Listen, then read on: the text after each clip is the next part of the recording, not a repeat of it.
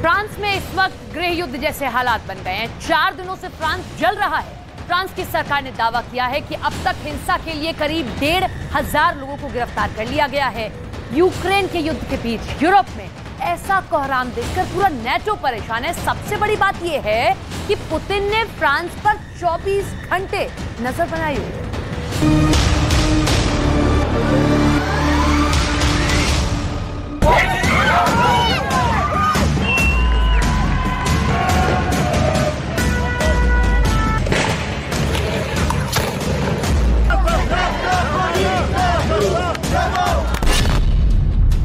Paris,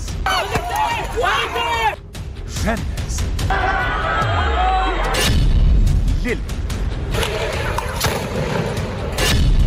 Amiens,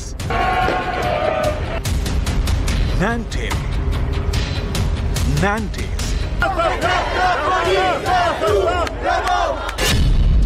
Viry-Châtillon, Dijon, Lyon, Saint-Étienne, Toulouse,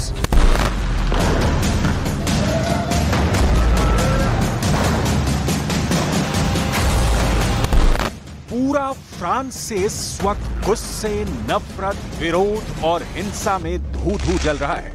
इस हिंसा को पिछले 1 दशक का सबसे भयानक दंगा बताया जा रहा है। न्यूयॉर्क टाइम्स के मुताबिक फ्रांस में दंगाइयों ने 500 से ज्यादा बिल्डिंग्स को नुकसान पहुंचाया है। करीब 4,000 जगहों पर आगजनी की घटनाओं में 2,000 से ज्यादा कारें जलकर खाक हो गई हैं। सड़क दर सड़क, गली दर गली, शहर दर शहर आग ही आग।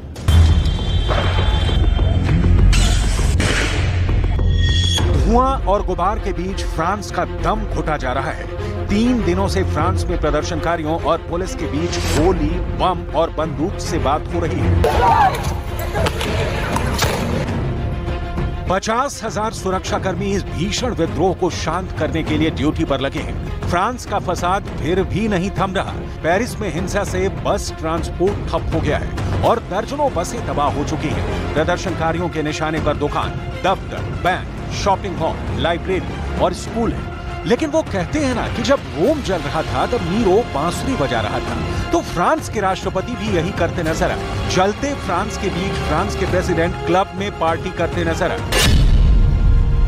क्यों, कैसे, कब, कितना असर, कितना उपद्रव, कितनी अशांति बाकी? नस्लवाद है रियल दुश्मन। द बर्निंग फ्रांस के इनसाइड स्टोरी की परतें खंगालें। उसके पहले फ्रांस में हिंसा ने अब तक क्या क्या तबाह किया, उसकी लिस्ट देख लीजिए। 27 जून एक किशोर की पुलिस की गोली से मौत। 29 जून प्रदर्शन, हिंसा। 30 जून प्रदर्शन, सड़क पर फायरिंग। 1 जून 249 पुलिस वाले जख्मी, 875 लोग गिरफ्तार। हालात इतने गंभीर हो चुके हैं कि फ्रांस में इमरजेंसी भी घोषित की जा सकती है। भारी भरकम सेना की तैनाती के बाद भी तबाही नहीं रुक रही। देश भर में प्रदर्शनकारियों ने 2,000 कारें जला दी। पुलिस ने चौथे दिन 1,000 दंगाइयों को गिरफ्तार किया है। ब्रसेल्स, फ्रांस में अल्जीरियाई मूल के किशोर की मौत पर हिंसा की आग पड़ोसी देश बेल्जियम तक भड़क उठी है। फ्रेंच मीडिया की खबरों में कहा गया है कि हिंसा के आरोप में ब्रसेल्स में 100 लोगों को गिरफ्तार किया गया है। ब्रिटेन ने अपने नागरिकों से कहा है कि वो फ्रांस की यात्रा ना करें। फ्रांस के गृह मंत्री जेराल्ड डारमेनिन ने कहा कि देश में चौथी रात हिंसा में थोड़ी कमी देखी गई और 471 लोगों को गिरफ्तार किया, जबकि तीसरी रात की हिंसा के दौरान 917 लोगों को गिरफ्तार किया गया था। फ्रांस के राष्ट्रपति क्या कह रहे हैं सुनिए, क्योंकि उनके पास जलते देश को बचाने की जो प्लानिंग है वो बिल्कुल नकारा साबित हुई है। उदाहरण आपकी स्क्रीन पर है और बाकी डिटेल आपको आगे दिखाएंगे। इस बीच राष्ट्रपति Emmanuel Macron British singer Elton John के कॉन्सर्ट में एंजॉय करने का वीडियो सामने आने के बाद उनकी आलोचना हो रही है। लोग नाराज हैं। सोशल मीडिया पर यूजर्स ने इसे राष्ट्रपति का गैर जिम्मेदाराना रवैया बताया, लेकिन फ्रांस के राष्ट्रपति ने हिंसा पर जो कहा है उसे सुनना भी जरूरी है।